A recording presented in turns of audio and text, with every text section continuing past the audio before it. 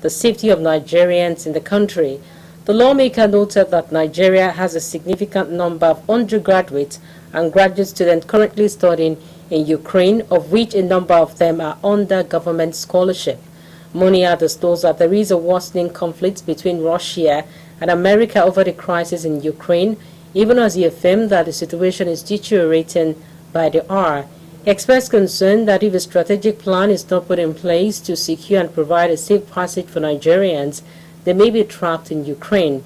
In his remarks, the Speaker of the House, Femi Gbajabiamila, directed the House Committees on Foreign Affairs and Diaspora Affairs, in conjunction with the Federal Ministry of Foreign Affairs, to ascertain the exact figures of Nigerians affected by the conflict and put in place a comprehensive monitoring evaluation and evaluation mechanism. Gbajabiamila further directed the committee to leave Nigeria tomorrow and bring back stranded Nigerian students from Monday at the cost of the House. It will be recalled that the federal government had earlier announced that measures to keep Nigerians safe in Ukraine and to evacuate those who wish to leave the country is ongoing. Away from that, Nigerians have voted the proposed life pension for presiding officers in both chambers of the National Assembly in the ongoing amendment of the 1999 Constitution. Speaking with IBR's Taiwo Olariwaju, they described the move as another way to siphon money. Assembly has proposed a life pension for its presiding officers in the ongoing amendment of the 1999 Constitution. Going by the proposed amendment, the Senate President, Deputy Senate President, Speaker of the House of Representatives, and the Deputy Speaker of the House of Representatives will now enjoy life pension when they leave office. However, civil society organizations, among which we have the Socio-Economic Rights and Accountability Project, SERAP, are opposing the proposed life pension for principal officers of the National Assembly. Speaking on the development, a legal practitioner, Oluwatobi Fatoki, decried the situation whereby lawmakers now make laws in their own interest. Oluwatobi called for the scrapping of such laws, adding that they are not needed at this time. Oluwatobi also faulted the move by the lawmakers, adding that national interest should come first and not self-interest. I think this is not needed at this stage. I think this is uncalled for because as of today, if you go into the memory lane down to date, we know that Nigeria is in big debt crisis. We have a whole lot of debts that this regime can't even pay off, and the debt profile of Nigeria keeps piling. And now you are proposing a kind of what's it called? A kind of life pension for these office holders. I think it is uncalled for, and because we don't have that resources, we must be able to separate selfish interest from national interest. Also speaking, a political analyst, Kunle Adebiyi, said Nigerian lawmakers only make laws which serve their self-interest. Adebiyi noted that the proposed amendment will have a great implication on the economy. These people are there on their own volition and try to siphon Nigerian money. If not, those people that serve for 35 years, have they collected their pension? Have they collected their gratuity? Soldiers are there, police are there, civil defense are there, immigration, custom, they are there, receiving nothing. And those people that are earning the largest sum of Nigerian budget are still clamoring to be paying themselves a life pension. Well, God will judge. We have a very negative impact on our economy. Seriously, even the amount they are collecting, the remuneration for now in the House of Assemblies is still telling Nigerian economy now, not to talk of when they are now collecting pension again. Another concerned stakeholder, Chimo Akonde, reported the move by the lawmakers, adding that it is a way to siphon money. One of those who serve 35 years are here, they haven't collected anything. Those of you serving 8 years want to be receiving life something. Don't they know that there are some Nigerians who are not collecting anything? They will never think of that. They will be thinking of themselves alone, which means you have bad people representing us. They are greedy people. So who are the people destroying the economy of the country? Are they not the one? How much are they earning? First of all, think of that. Now they want to retire after 8 years and at the same time be collecting life something. Some of them are already retired personnel from the ministry and so on and so forth too, and they want to start collecting another money again. Nigerians are saying no, they should not talk about that at all. They maintain commented that the proposed life pension will amount to a gross injustice and double jeopardy for millions of pensioners across the country who have been denied their reward for service. It will be recalled that the planned life pension for principal officers was first proposed by the 8th National Assembly under the leadership of Bukola Saraki in 2016. Taiwo Olanrewaju, IATV News. Headquarters says 466 terrorists have surrendered while scores were killed in different operations within 2 weeks in Northeast. The Director of Defense Media Operations, Bernard Oyoko, made this known today in Abuja while giving updates of military operations across the country. Oyeko said the sustained land and air raids by the troops of Operation Hardin Kai led to the surrendering of the terrorists. Oyeko also revealed that the offensive led to the killing of one of the leaders of the terrorists known as Muhammad Yusuf. It further revealed that the group eliminated 6 terrorists, arrested 26, and recovered cache of different calibers of arms and ammunition and 4 gun trucks. Oyeko commended the troops for the successes recorded so far in various theaters of operation, urging the public to continue to support the military and its effort to rid the nation of all forms of insecurity.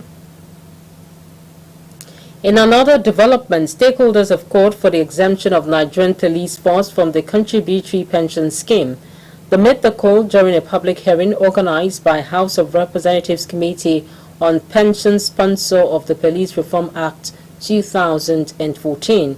A member of the House, Francis Waver, said operating under the current pension scheme has been unpalatable and regrettable for the retirees of Nigerian police force.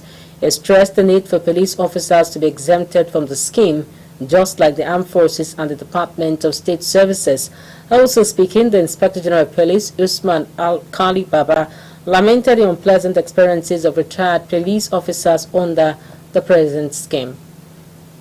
The Nigerian contributory pension scheme was designed after the Chilean experience, where the military and the police were exempted. But in our case, when the law was enacted, somehow the police was left out of it.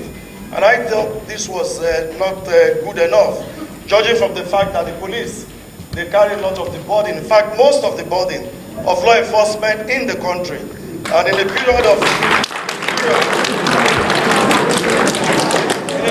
where there is insecurity across the country, the police needs all the encouragement to be able to do their job effectively. Towards this end, I also considered the take-home after retirement comparatively between police and other security agencies. For instance, a DSP goes home with 2.5 and an army, I beg your pardon, a DSP 2.5, ASP 1.5, whereas an army captain or a DSS equivalent goes home with 12.8 million and 10.3 million respectively.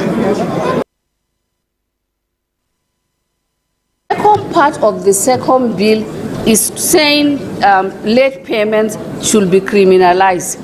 A fine of X amount should be imposed, jail term or both. This also is coming from a position of misunderstanding, because the truth is the operators can only pay when government gives them money. So if they don't pay, you cannot send them to jail, sir, because they cannot pay what they don't have. So to criminalize them does not even arise. But most important, we should note that the only people who experience delay in payment are those with accrued rights issues. Accrued rights, ladies and gentlemen, are pensions earned before the reform, pre-2004. They are the only people who have issues, because there has to be the accrued rights, the contributions, and investment income before a person can begin to earn pension. Security experts have called for a concerted effort in ending the high rate of banditry and other numerous social vices that has rendered many Nigerians greatly disillusioned. They made their opinions known in a chat with Ayodele Fakir. The report.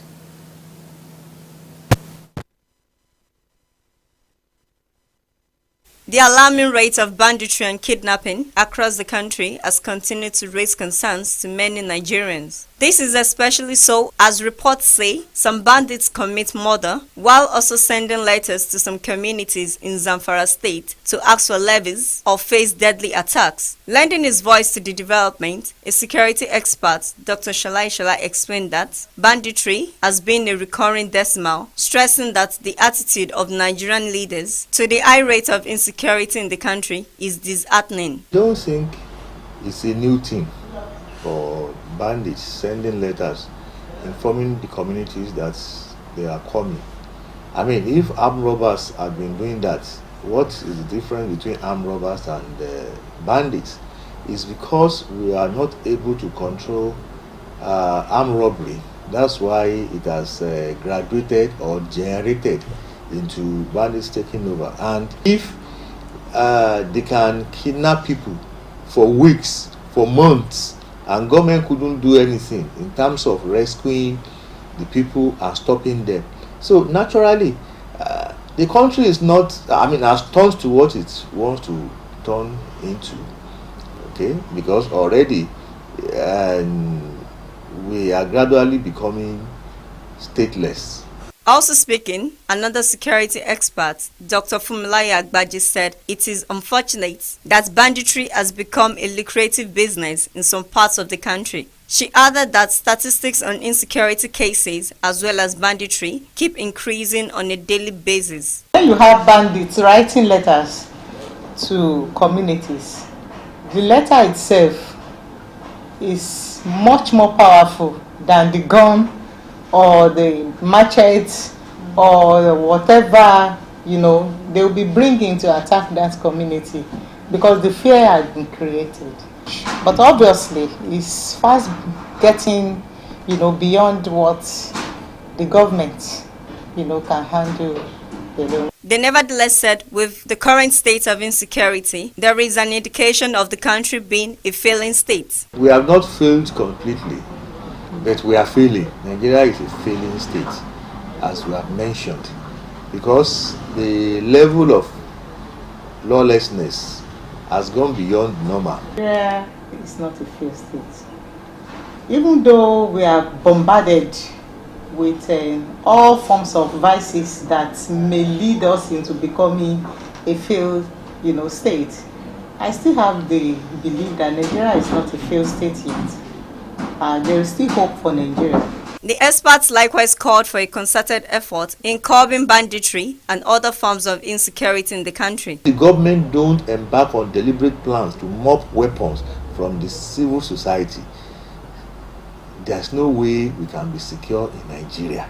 So let us take this as a priority. The first thing that we can do is to engage in what we call local security. Of course, we have some, like we talk of vigilantes, amotekuns, and all of that. It is important to state that governments at all levels have a responsibility to adequately secure lives and property of its people. Ayodele Fakeye, ITV News. Governor of Kaduna State, Nasiru El-Rufai, says his administration will sack more underqualified secondary school teachers this year. Speaking today in Kaduna during a weekly ministerial briefing, the governor lamented that some secondary school teachers only have primary school certificates while teach in public secondary schools. El-Rufai revealed that his administration has hired over 40,000 civil servants in the last 5 years, most of them being nurses, midwives, and teachers.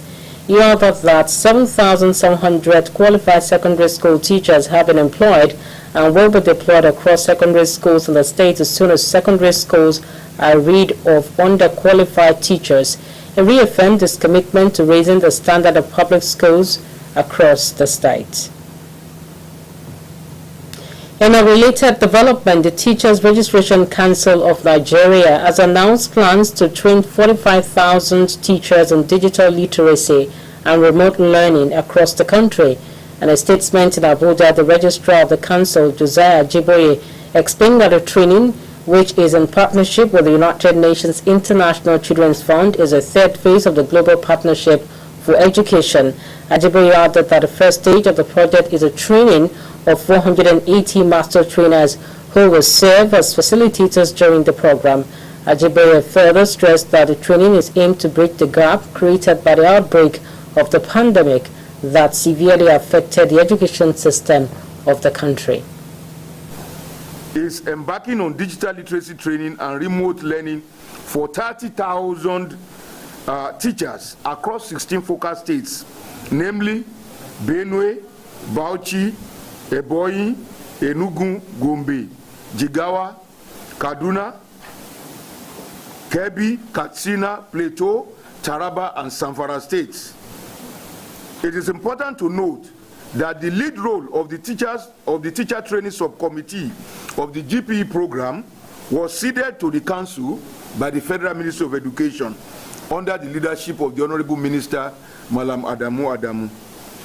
The training, which is designed to take place in 4 tranches, will take place between 21st and 26th February 2022 in Benue, Enugu, Kaduna, and Sokoto State. That's the first tranche. The first tranche will take place in 4 states, and the states are Benue, Enugu, Kaduna, and Sokoto State, and it will take place simultaneously. Each tranche of the training is involving 7,500 teachers. Independent National Electoral Commission INEC has distributed sensitive materials across Akure South and North Federal Constituency in Ondo State ahead of the Saturday's by-election.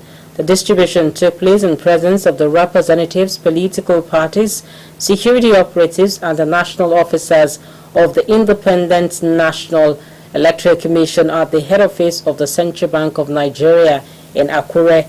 INEC reassured residents of the state of its readiness to conduct a free and fair exercise. It will be noted that 7 political parties will participate in forthcoming by-election.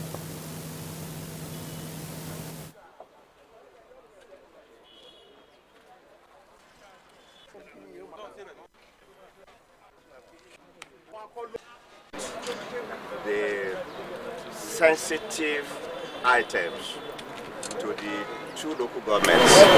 Before now, we have distributed the non-sensitive materials to the 2 local governments.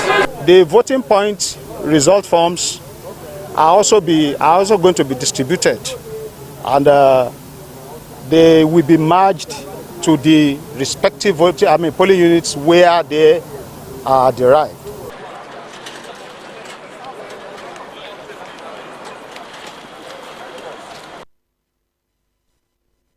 The Independent National Electoral Commission has expressed its readiness to conduct free, fair, and credible elections in Osun State come July the 16th. This was disclosed in Osogbo during a roundtable discussion with the Osun State Resident Electoral Commissioner Abdulgani Raji and relevant stakeholders. Raji said the meeting was focused on the background review of election in Nigeria and responsibilities of different stakeholders towards the success of the exercise. According to him, 620,000 people have registered online, while 250,000 have completed the registration in the state. Raji also disclosed that the Commission has received non-sensitive materials for the election as efforts are ongoing to employ 25,000 ad hoc staff. We are fully prepared. We have taken delivery of the materials that we need for election, except for the sensitive materials. And we are putting all other processes in place to ensure that we have a smooth election. All we are soliciting for is for the cooperation of the entire people of Osun State. We have several polling units, new polling units, that are yet to be populated. We want everybody, whether they registered now or they had registered before or they registered newly, to transfer to those new polling units. They are closer to their places of abode than the existing polling units. Just as INEC has been improving on the use of technology and this has had consequence in the process of election, so also the media, so also the civil society organizations are improving in the adoption of technology in their participation in the electoral process. All of these have warranted that there is a need for us to continue to have exchanges that will help us understand the space where we are going to operate ahead of the coming election. As the Osun State gubernatorial election draws near, stakeholders have called for a peaceful, free and fair election which will ensure a true democratic process. They made the call today in a chat with IBR's Ayodele Fakeye. The report.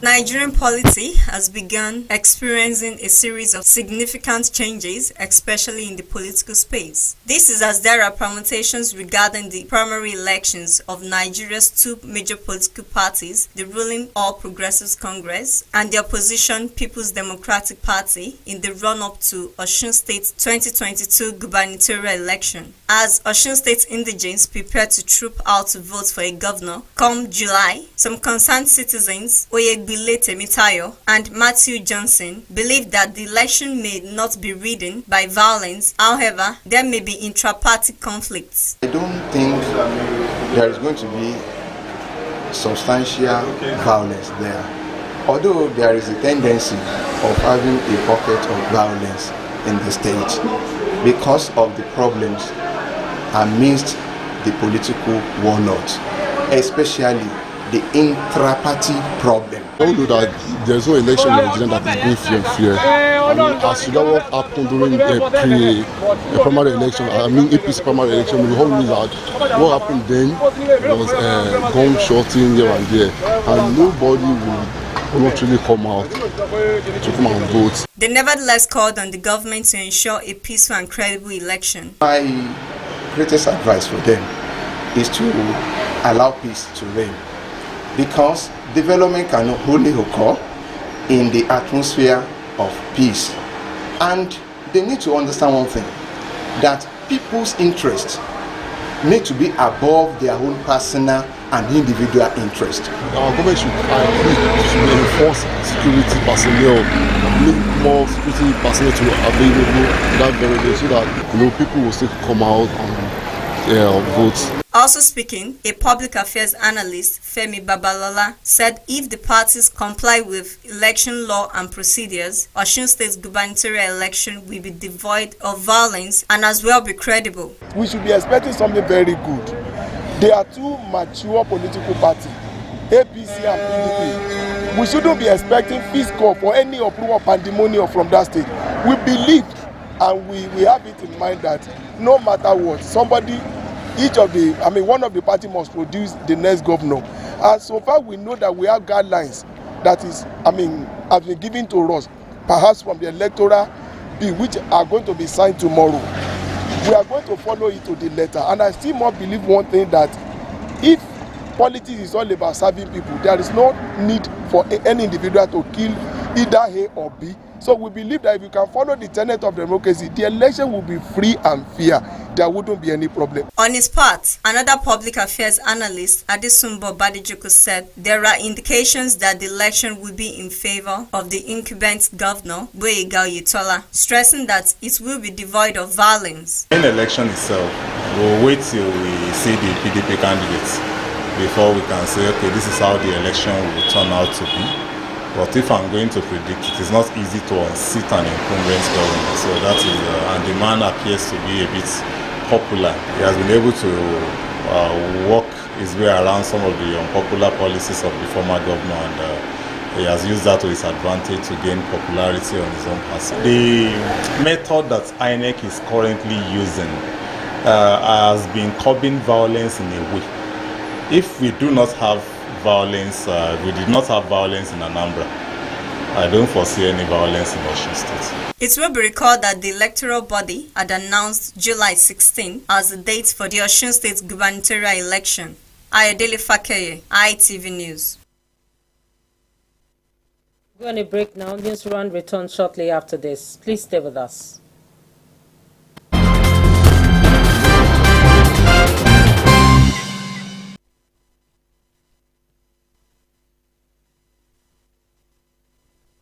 Welcome back. You're still watching News Round on Impact Africa Television, IETV. Now the rest of the news.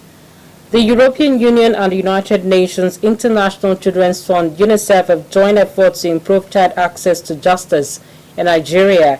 In a statement today, UNICEF representative in Nigeria, Peter Hawkins, said the move will support the provision of child protection services for about 42,000 children. Hawkins noted that the move becomes necessary as access to justice is still not a reality for many children in Nigeria and West Africa, and noted that many children have suffered either as victims, witnesses, or alleged offenders. Hawkins noted that some of the children need protection, justice, and support include survivors of violence, abuse, and exploitation, as well as children in street situations who are often in conflict with the law. He revealed that vulnerable children rarely have access to child-friendly justice and are often subjected to pretrial detention in contravention of child rights standard. He reaffirmed the organization's commitment to providing justice, community rehabilitation, and reintegration for children in conflict with the law, such as Almajiri children and children forcibly returned to Nigeria from abroad.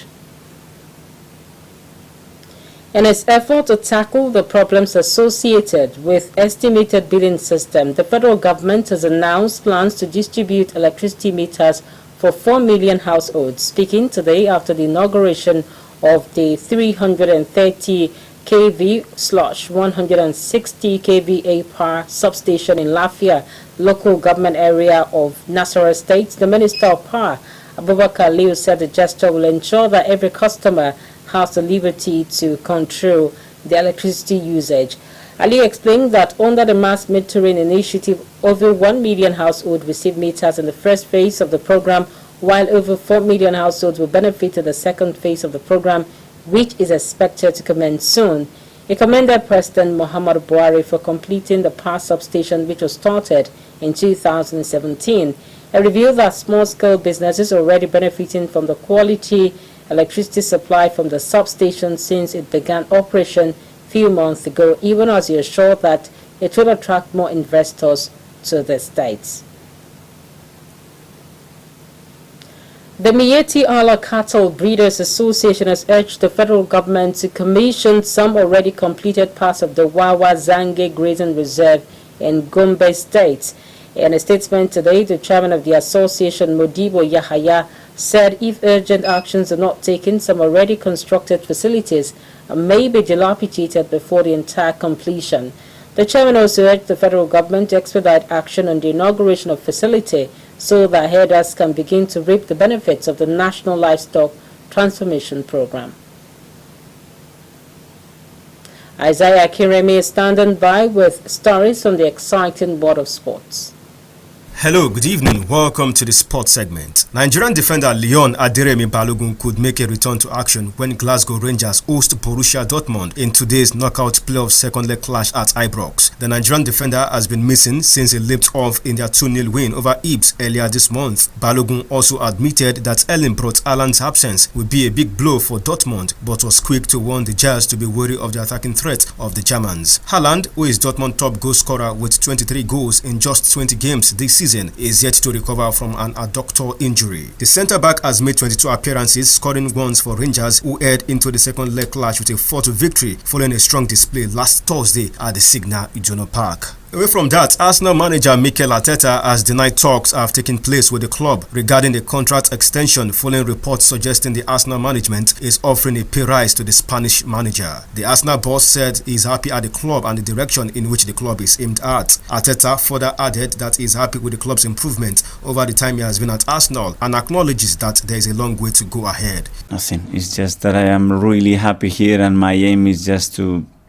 build with the club a winning team, a team that people enjoys watching, that feels identified with, and that can transmit what we want football-wise and as an organization.